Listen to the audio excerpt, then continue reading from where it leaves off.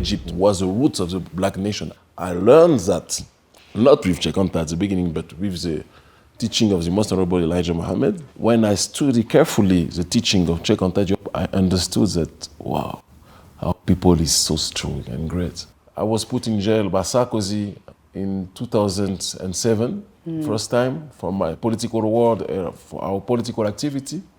My job and the job of my staff is to make a black inception, Pan-African inception, put self-determination idea in the brain of the black youth, not only in the black French-speaking world, but in global black world. So we organize with my NGO, Pan-Africanist Emergency, everywhere in French-speaking Africa, grassroots contest, mobilization. I was arrested in Dakar, and that ignited all French-speaking Africa. A lot of young brothers and sisters when I was arrested. In fact, I was arrested because I decided to burn in front of all the camera, burn a CFA bill.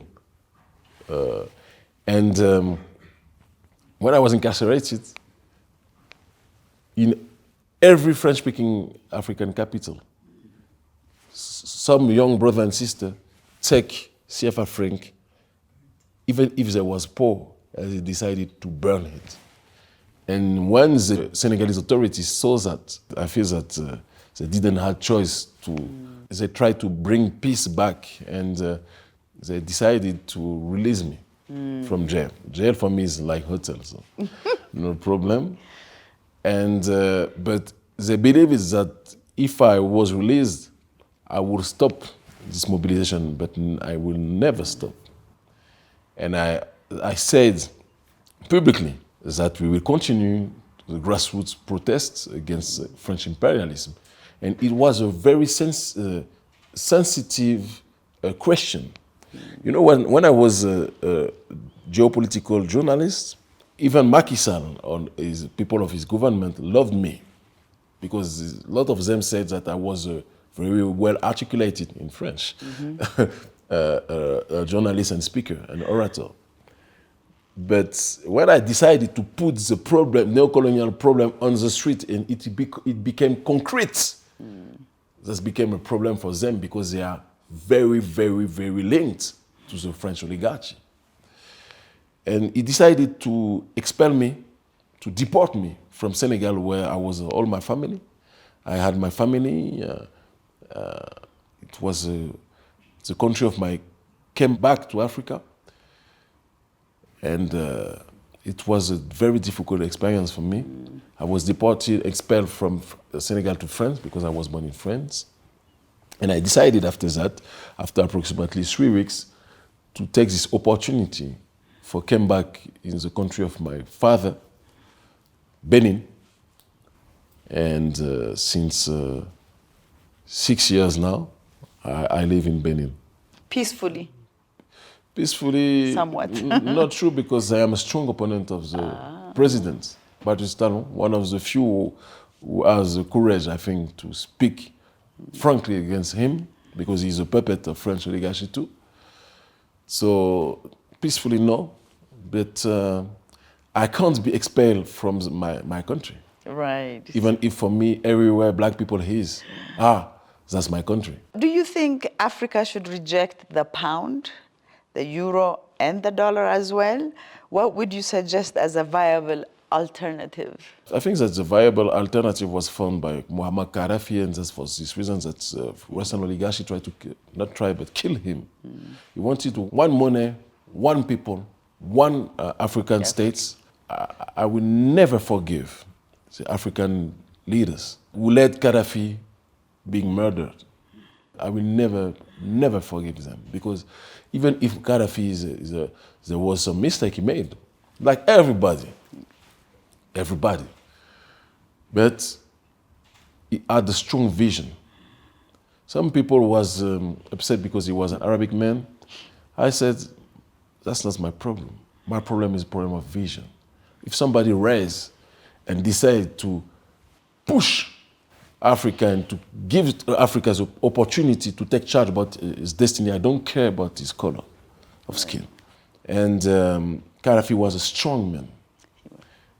And he said, I will speak in French now, Gaddafi disait que plutôt que d'avoir une monnaie arrimée aux autres monnaies, si nous étions capables d'adosser notre monnaie à nos ressources, notamment à l'or, il avait une monnaie qui s'appelait le dinar or, en très grande quantité, l'or, on aurait pu avoir une monnaie très puissante qui aurait pu être la monnaie du continent africain de manière générale. Et donc il voulait une monnaie, un satellite, un média principal fondamental unique pour l'Afrique. Il voulait un État fédéral africain. Et il n'a pas été suivi. Mais nous continuons son chemin aujourd'hui. So Gaddafi said that rather than having our currencies pegged to other currencies, we should peg them to our resources, for example, gold. And there was a currency called the gold dinar. Gold is something that we have in abundance in Africa. And it would have been something very powerful for the continent as far as currencies. He also wanted us to have like one satellite, as in one media, to have one federal state, and that didn't happen. However, we carry his legacy. Which tactics have you found effective in your activism against the CFA franc? Would its elimination result in a hardship for African economy? Could you enlighten us on your reasoning behind starting your Pan-African tour in beautiful Ethiopia? For be honest and clear, all action we try to make, there is a deep and spiritual reason. We started this Pan-African International tour in diaspora first because Pan-Africanists come from diaspora. I think it's very important to give respect to the diaspora because when we speak about African Union today, they don't take care seriously about the diaspora.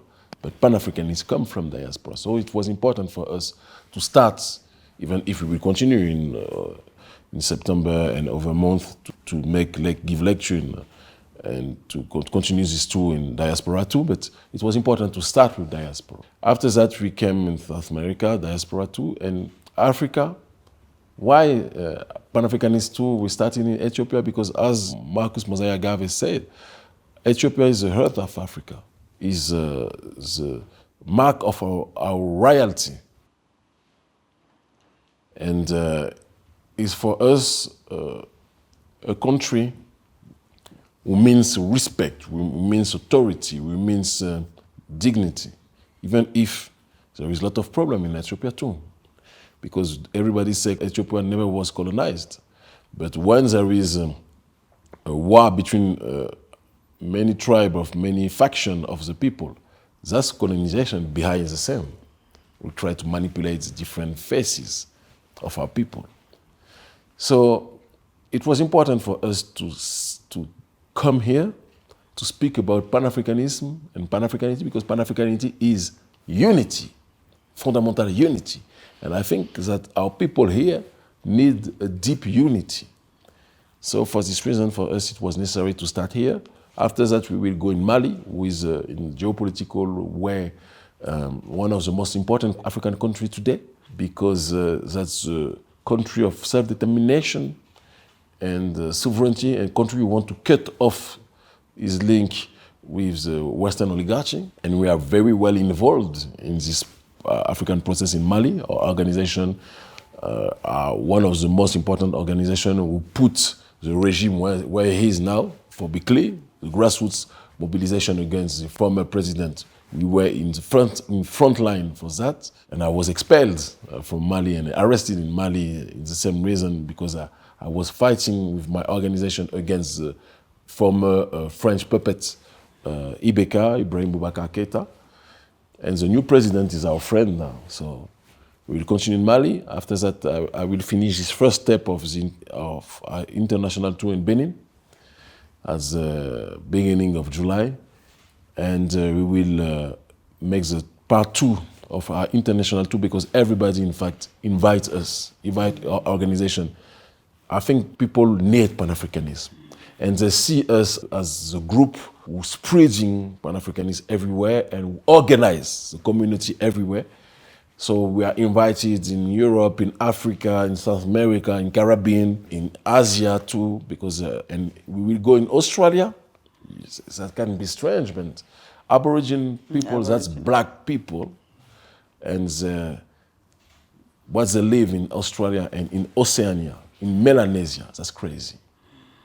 So we will go in Australia, we'll go in New Caledonia, over where. We will go everywhere black people are, and we will try to do our best for help our people.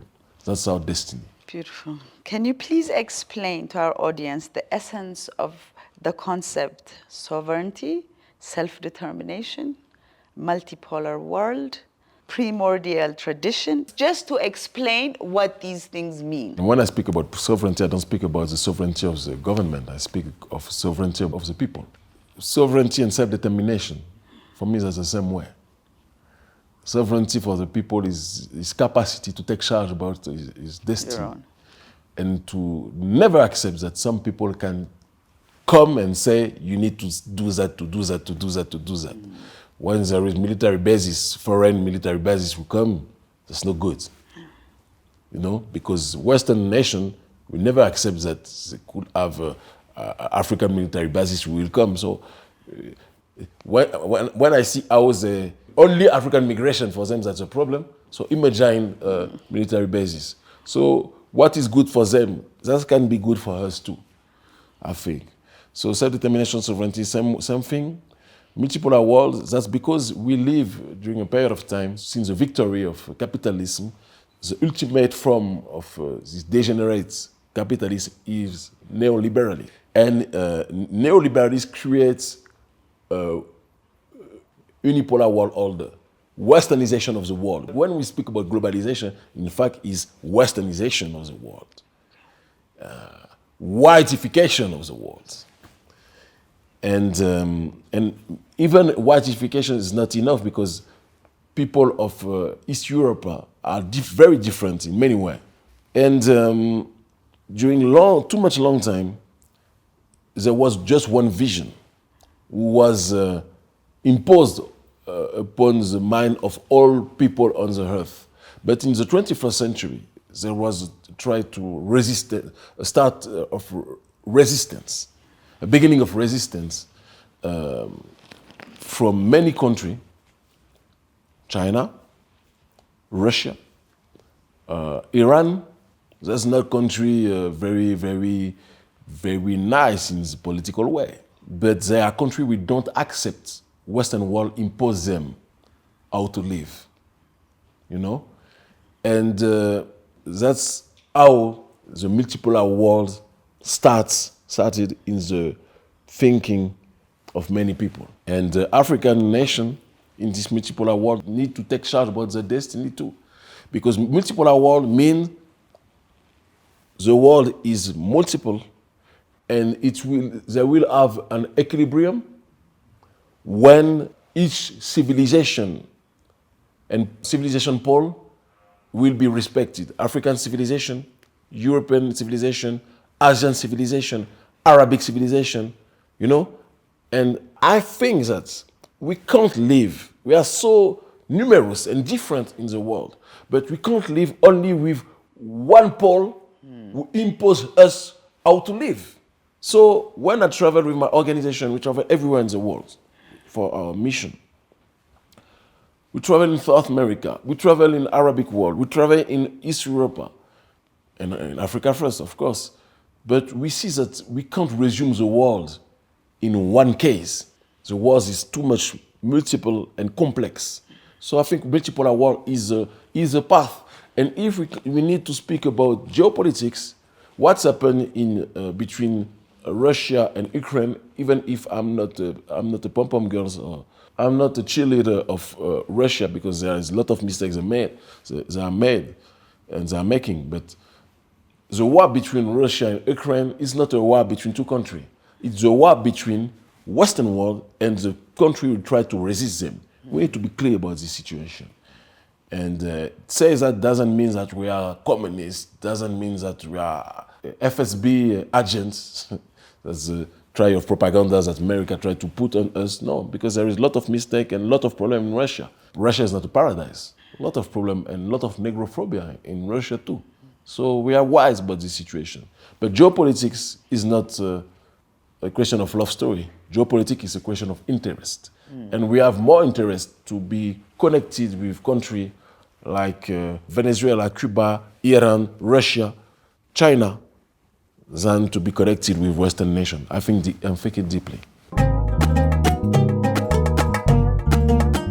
So, please enlighten us about your important book. Can you please tell us a little about your book, Philosophy of Fundamental Pan-Africanity? That's my last book. I wrote 5 books. One of my most important books, and when I speak about Pan-Africanity, there is a difference between Pan-Africanism and Pan-Africanity. Pan-Africanism, we want to obtain something. There is a goal. We need to go in this direction for obtain something. That ism means. Pan-Africanity is a state of mind.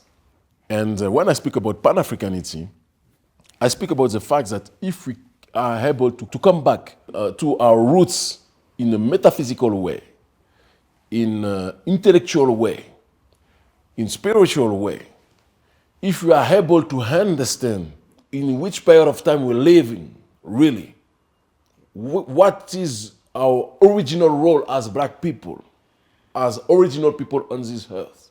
If we really understand what Western world means in metaphysical vision, if you understand the world, not the world that we see at first sight, but the world behind the scene, Pan-Africanity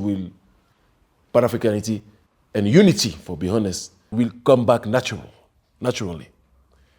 Because everywhere I go, everywhere I see my people, in South America, in Africa, in Caribbean, in Europe, everywhere, in East Europe, in Middle East, we are the same. We want to say, yeah, we are different, we are the same. We eat the same kind of food. We have the same kind of habits. That's crazy. Because we are linked, even if we don't know it, but we are linked to the same government, invisible government of our ancestors.